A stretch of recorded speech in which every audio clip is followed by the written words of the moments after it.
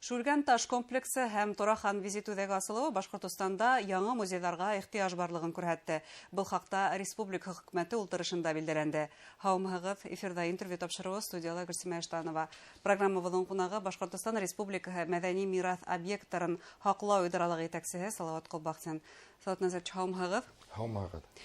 Шулай итеп, Шүлгән таш музей комплексы асылды, артынса уҡ Турахан визит үҙәге эшләй башланы һәм халыҡ ағымын инде хәҙер ошо урындарға йүнәлде тип әйтә алабыҙ, шулай бит. Күпме кеше әле ҡараны был объекттарҙа? Әлбиттә, менә бүгенге көндә бүгеннән ҡараһаҡ, Шүлгән таш музейына 2022 йылдан алып 120-нән мең ашы кеше музейға экскурсияға килгән иҫәптә.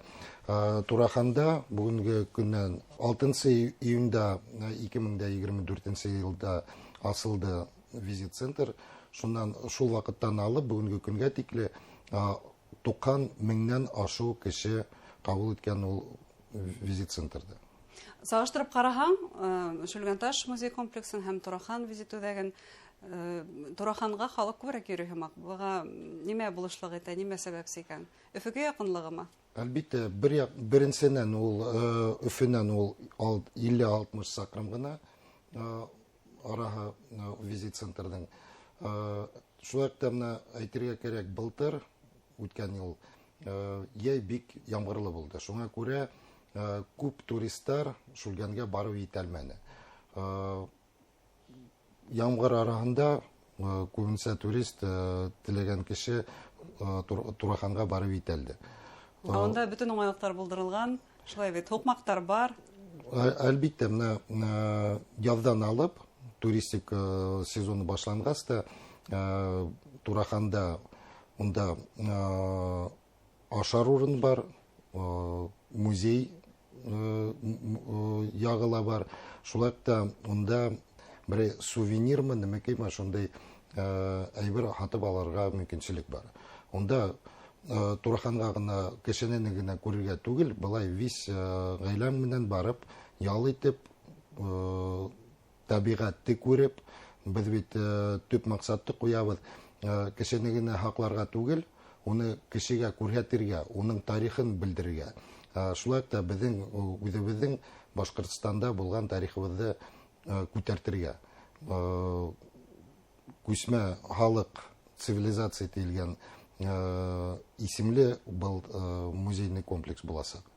Һәм бына дөрөҫөн әйтергә кәрәк, был визит үҙәге асылғанға тиклем Турахан тураһында ниндәйҙер дәреслектәрҙә, ниндәйҙер ҡайҙалыр ишетеп кенә белә инек, хатта айырым һаҡланмай тип әйтһәк, моғайын һеҙ ҡаршы булмаҫһығыҙ идаралыҡ етәксеһе булараҡ. Шулай ҙа нимәлер етмәйен, иғтибар етмәйен уға, шулай бит.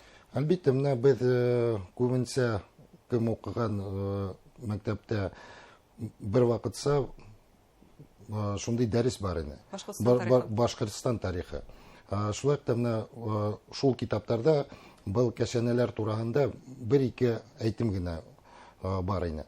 Бүгенге көндә мәҙәни мирас объекттарына һаҡлар өсөн, уларҙы популяризация итер өсөн бик ҙур рәхмәтебеҙҙе белдергә теләйбеҙ Ради Фаритовичҡа, сөнки күп кенә эш алып барылды. Былтыр, быйыл пландар бар. Шулай та менә шул уҡ оперативкала беҙ белдерҙек. Июль айында, 25 йылдың июль айында Парижда 47-нсе сессия ЮНЕСКО буласаҡ. Шунда беҙҙең Шүлгән таш мәмерйәһе, уның сәнғәте ҡарарға ҡуйыла. Ниһайәт, көтөп алған маҡсаттарҙың береһе булған бойомға ашырабыҙ, тимәк. Әлбиттә, беҙ бик ышанабыҙ, беҙҙә көслө ышанлыҡ, сөнки беҙҙең объект ул уникаль объект. Ул уникаль объект Башҡортостан өсөн генә түгел, ул Рәсәй генә өсөн түгел, ул Евразия ерендә ул бик уникаль объект. Бөтәбеҙ ҙә беләбеҙ, уникаль яҡтан шул уҡ менә двугорбый верблюд, Бактриум, ул уникаль һүрәт, сөнки бөтә төшөрөлгән ондай хүрәттер ул бер горб менән генә төшерелгән верблюд кына. Гомумән бына музейдің, Шүлгәнташ музей комплексының барлыкка килүе тап ошо ЮНЕСКО исемлегенә инеү максатынан береһе инде дип әйтсәк була. Ә икенчесе ул ошо үзебезнең тарихи объектларны һаклау һәм популярлаштыру. Димәк, әлеге вакытта бына ошо максаттарга өлгәшәбез. Әлбәттә, ул һаклау гына түгел, без был ЮНЕСКО инеү без шундый да максат куябыз. Үзебезнең булган табигатыбызды, тарихыбызды сит халыктарга күрсәтергә. Рәсәй исемдә генә түгел, менә бөтен дөньяга. Шуңа без өмет тотабыз, ул списокка инербез дип, шуңа көтәбез. Бына хәзергә алдыгыз. Шүлгәнташ музей курсаулыгына һәм Турахан кешенәһенә республика итәкчелеге тарафынан зур игътибар бирелде. Чөнки уларда хакларга ла кирәгене, популярлаштырырга ла кирәгене, тагыла шундый хаклау айрысы мөһим булган объекттар тагыла бармы республикала? Уларга әлеге вакытта нинди игътибар? Әлбәттә, безнең Башкортстанда белгәнегез буенча 6000-нән ашу объекттар. Ул төрле объект, ул археологик объекттар да бар, шулай архитектура һәм тарих ягыннан. Бүгенге көндә объект, мәдәни объекты хаклары өчен бик күп эш алып барырга кирәк. Шулай да эштән башка бик күп акча кирәк. Белгәнегез буенча, бүгенге көндә эш алып барыла шул ук Воскресенск бакыр заводы буенча, Верхотура бакыр завод буенча, Елаерда бер мәлдә эш алып барылды. Шуңа күрә максатыбыз зур, башлыгыбызның өмете зур, шуңа күрә яйлап был эш алып барыла.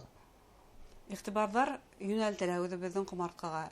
Сезгә әйтүегезчә, улар сыныпта мәдәни кумартканы хаклау һәм реставрациялау ул бик кыйммәтле процедура, шулай бит.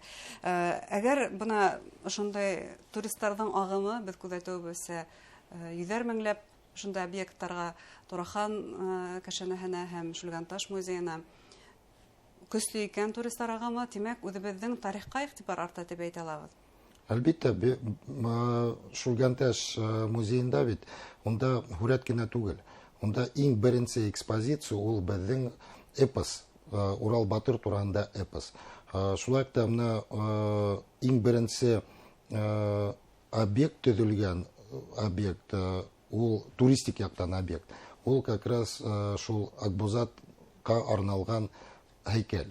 Ул шулай да күрсәтә безнең тарихты, безнең эпоска арналган ул объект. Шуңа күрә күп кенә шундай объекттар ул туристларны кызыксындыра. Шулай да кемдер белә, кемдер юк, Турахан кешенәһе эргәһендә Токтамыш исемендәге чишмә бар. Ул тарихи шәхес. Ул тарихи шәхес, ул булган хәл, шуңа ул тагыла безнең тарихтың тагы бер бите. Шуңа күрә безнең Башкортстан ул якка бик бай. Тарихка бай, мәдәни мирастарга бай. Шуңа ул хаклау гына түгел, ул бит популяризация үткәрү өчен ул объектты туристка гына күрсәтү түгел. Унда гына максат түгел. Чөнки безнең объект аша без киләсәк тукымнарны өйрәтәбез, уларга тәрбияләйбез, күрсәтәбез безнең тарихта ниндәй ул, ниндәй булганын, улар киләсәктә горурланып караганнар дип. Һәм кызыксындыру уятуда, шулай бит, өйрәнү. Әлбәттә. Әлеге вакытта бына башка галимдар Рәсәй төбәкләрендә достарса булган мөнәсәбәтле илдәрнең галимдары, улар нинди фикерләр белдерә, нинди кызыксыну күрсәтә бу объектларга? Без Шүлгәнташты аңлайбыз, нәмә өчен ул музейда төзүнек бит инде. Тураханга күсәк, кешенәһенә визит-центр аскатан бирле, ул күрһәтте халык арасында бик абруйлы гына түгел, бик кәрәкле тема дип. Чөнки кеше үз тигезлеге менән килеп, өйрәнә, күп кенә кеше бер генә тапкыр килгәне булманы. Мин үзем күргәнем буенча, бер гаилә берничә тапкыр килеп, үзләренең дусларын, үзләренең тугандарын яңнан килтереп, күрһәтеп йөргән кешеләр бит инде. Сагыштырып карак, бүтән субъектлар менән безнең Башкортстанда бик күп эш алып барыла шул яктан. Чөнки бар субъектлар кайда безгә кәңәш менән киләләр, шул ук Шульгәнташ турында, Силәбе өлкәһеннән, мәсәлән, шул Турахан кешенәһе турында карасак, без бит инде күтәрәбез бер фикердә. Без айрым түгелбез, без бер зур гаилә дип. Шул ук Казахстан фән кешеләре, галимдәр, шу Казахстан, Үзбекистан, Азербайҗан бөтә тирә-якла булган сителдәр, галимдәре бик зур баһа бирәләр безнең алып барылган эшкә. Чөнки тарихын белгән халык, киләсәкле халык дип әйтәйек, шулай бит. Әңгәмәгез өчен сезгә зур рәхмәт, хөрмәтле тамашачылар. Тарихи мәдәни объектлар турында Башкортстан Республикаһы мәдәни мирас объектларын һаклау идаралыгы итәкчесе Салават Кулбахтин һөйләштек. Игътибарыгызга зур рәхмәт.